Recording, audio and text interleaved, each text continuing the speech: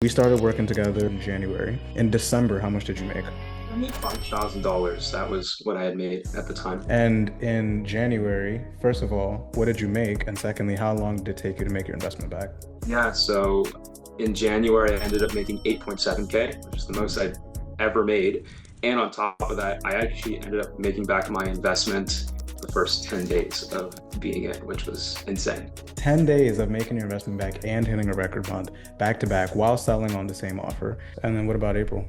We were just under 15. It's like almost a 3x from when I started with you to where I was at today when I looked at my numbers.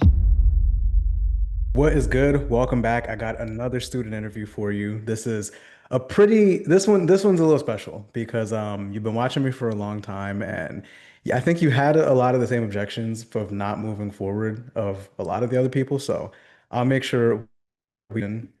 I think there's a lot of internal work that we've done as far as like along with external and like on the call, off the call. So before I keep going, man, tell the people who are you and what do you sell? Absolutely. So my name's Enrique.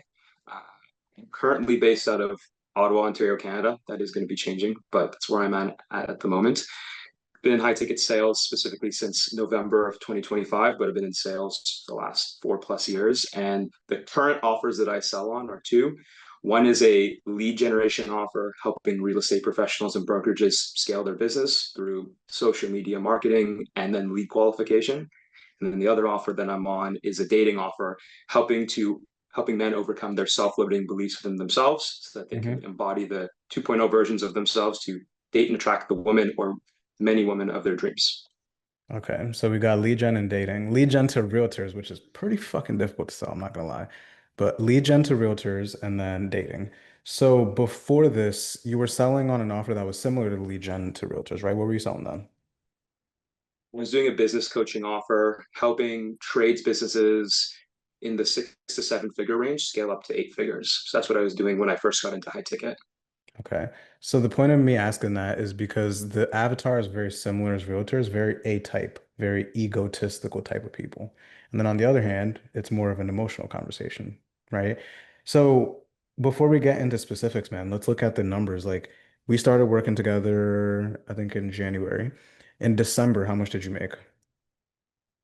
I made $5,000. That was what I had made at the time. 5K. And in January, first of all, what did you make? And secondly, how long did it take you to make your investment back? Yeah, so in January, I ended up making 8.7K, which is the most I'd ever made. And on top of that, I actually ended up making back my investment to Nick's program and training in like the first 10 days of being in, which was insane. Yeah, that's So crazy, man. 10 days, 10 days of making your investment back and hitting a record month back to back while selling on the same offer. Let's talk a little bit about before, man. Like before we started working together, what kinds of challenges were you having on those calls?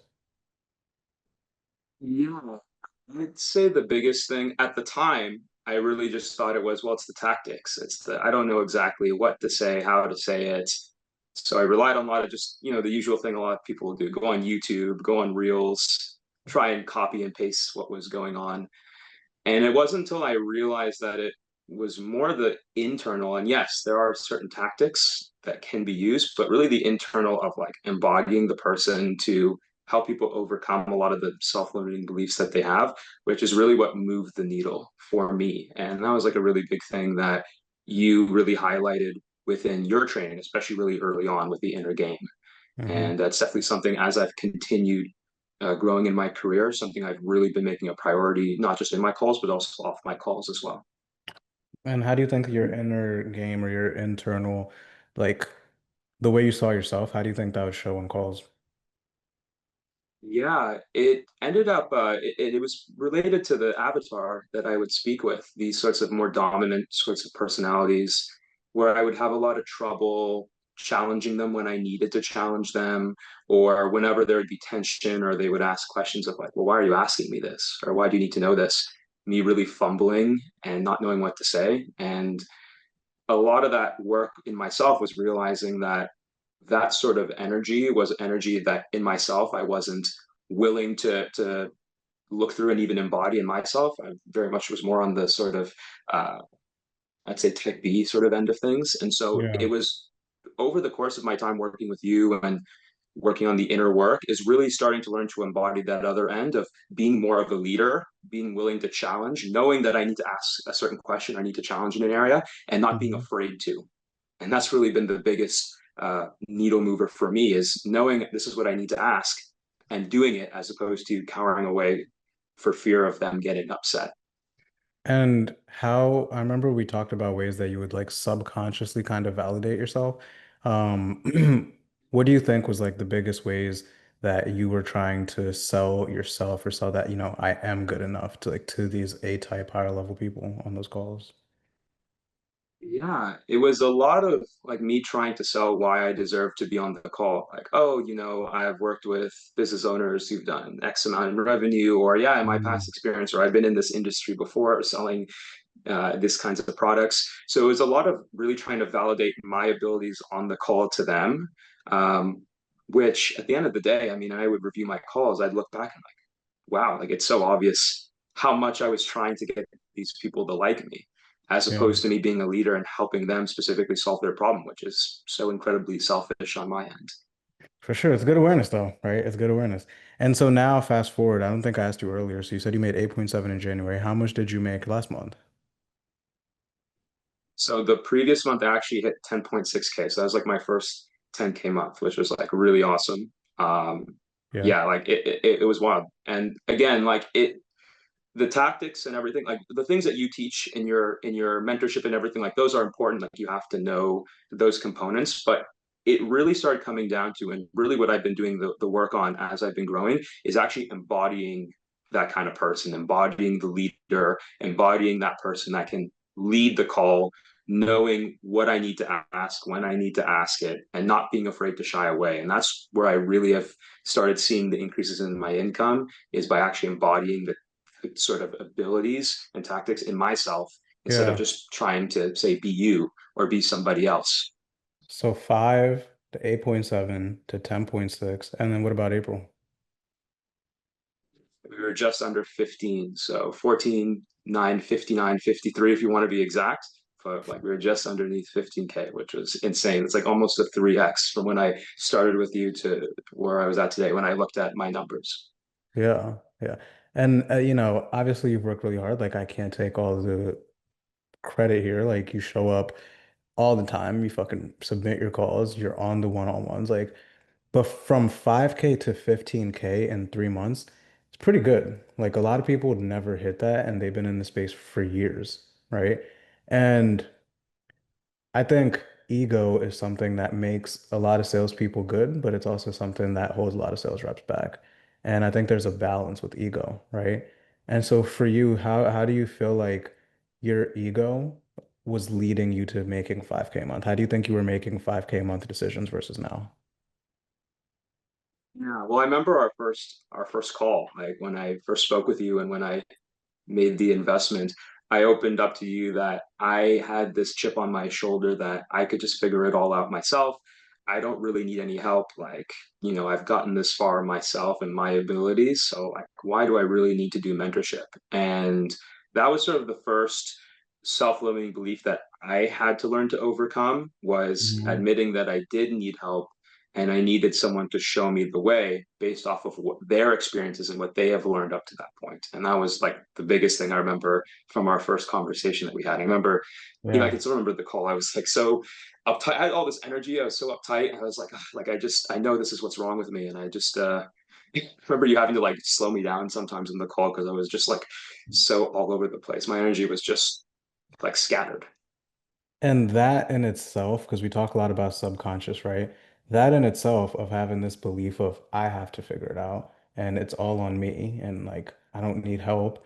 How do you think that, because we talk a little bit about like A types and feeling intimidated, but how do you think that would show up in your calls, that belief that you held onto that you didn't even realize you held onto?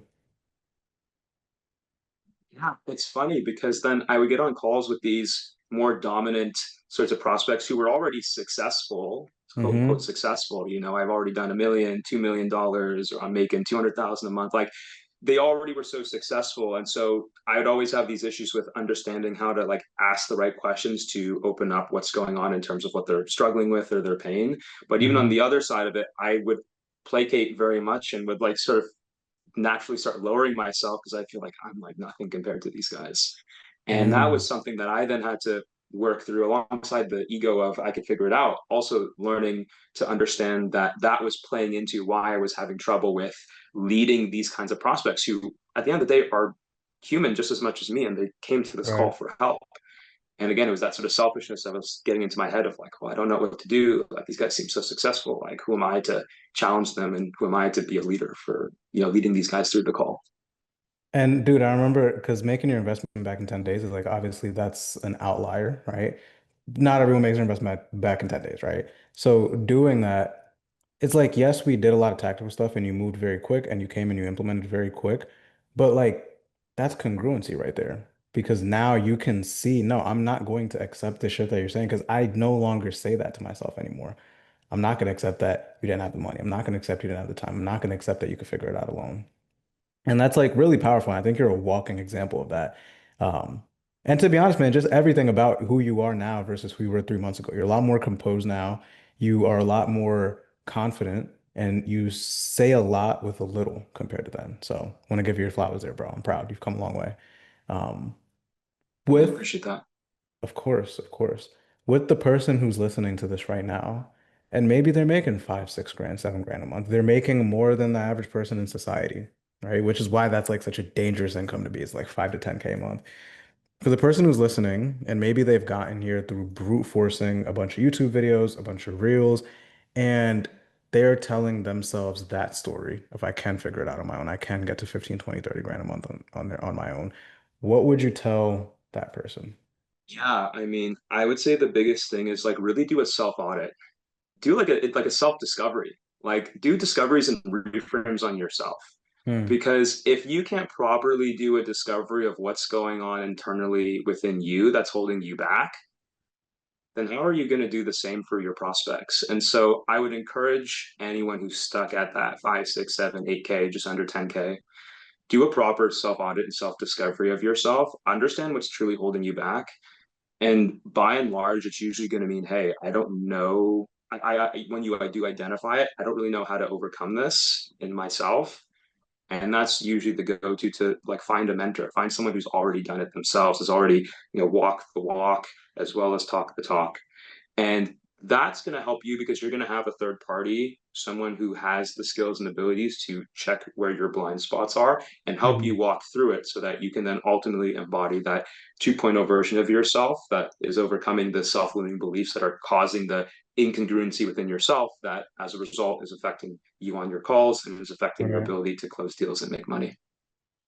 Yeah, totally. And I always say this, right? It all starts with you. Like you can't overcome what you give, yada, yada, yada. Do you think that your ability to get better at sales has affected your communication in areas outside of sales, like in your personal life?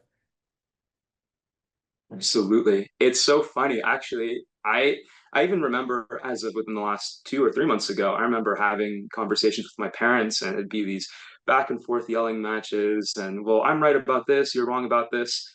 And even now I notice when I speak with my parents, it's just such a different conversation and just the way that we communicate with each other. Um, it's just I find I speak with them in so much more of a grounded state, which is amazing in terms of us really building our relationship with each other, especially with my dad. That's been a really big one. Hmm. And then I'd say the other thing too is it's so funny. Like people like even complete strangers. I'll be out and about, and people will just like come up to me and say like, "Hey, like there's just something about you. I just wanted to come up and chat with you." Or people will come up to me and just talk to me about like, "Hey, like you just seem like someone I wanted to have a conversation with. I don't know what it is. There's just Nice. something about you," which is so odd. Like I had never experienced something like that. So it's so interesting for me having that experience not just with my family, but even day to day. That kind of energy, even strangers are like sort of being drawn to it and like wanting to just see who I am and have a conversation with me, which has been insane. It's been amazing. You're a chill closer, man. You're a chill closer. Welcome. Yeah, that's good. And last question here. Did anything surprise you when about working with me, or was it what you expected, or How was that for you? Yeah, I'd say the biggest thing for me coming into your mentorship was like someone who I don't want to say like father figure, but like just someone who's just like a role model figure, like someone who I felt for once like seen and heard, and like someone who could come in and say like, hey, like I noticed what you're doing, or like I remember one time I remember submitting a call to you, and it's like this is for the previous offer, like Enrique, like I can see your energy, like you're just completely out of it. And I didn't even notice it in myself. It was just the fact of like, oh, I just feel a little off. He's like, Enrique, it's so obvious. Like I see how you are now compared to like another call that you submitted previously. So it's just amazing, like me coming in. I knew that the work that you were doing was really great. I mean, I'd watched your YouTube and stuff like that. To be fair, it was like after like a week, I believe, and then I just jumped right at it. I was pretty quick on it. Action taker. But Yeah. seeing your content and then getting in on, yeah, getting in on the inside, I was like, okay, all that he's teaching, it's like, yes, he's teaching the stuff on his content, but it's like, it's so much more. And really getting sort of the underneath. And we got shout out Jason as well. He's a goat as well. Y'all have just been really great in terms of just like the accountability, in terms of like really making sure that we're doing what we need to do to not just learn the skills, but also like embody that person we need to become to lead people on our calls, challenge self-limiting beliefs. So yes, it was everything I was expecting, but then so much more than that when I actually got on the inside, which was like really great. Hell yeah. Shout out to Jason. Um, well, before Yeah, we wrap up absolutely. here, I know I've asked you a lot and you've been very detailed. Is there anything that you feel like you haven't hit on that you want to leave the people with before we wrap up? Yeah. I'd say the biggest thing I could leave people with is obviously it's really important for you to like learn the skills, like learn how to handle objections, learn how to pre-handle objections and concerns, learn how to like lead a call, set frame. All that stuff's really important. But I encourage you, the biggest thing that will take you past that, 5 to 10K and now get you into the 15K, or even where I'm now going towards, I want to hit, those 20, 30 plus K months, is really doing the inner work. As I've been going through in my journey, the inner work and truly learning to embody the inner sort of persona that you need to become so that it reflects to the outer world is so critical. And yes, you can do that on your own, but it's so critical to have other people around you, like mentors and people who've been where you are wanting to get, or at where you want to get to, and Hmm. leaning on them for that guidance and support to understand what it takes to be that kind of person. So I'd really encourage anyone who's listening to this, if you're having any doubts, not sure whether you should make investments into mentorship or even why the inner work is that important, I encourage you to really think about it and consider it, because I don't say it think about might be the it. difference between you.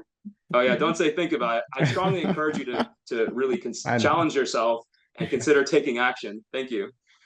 Because it could be the difference between you, being stuck making 5 to 10K in perpetual, to on the other side actually making the money and living the life that you actually want to live. So that's what Amen. I'd like to leave it Amen. That's at. powerful. I love that, man. Thank you.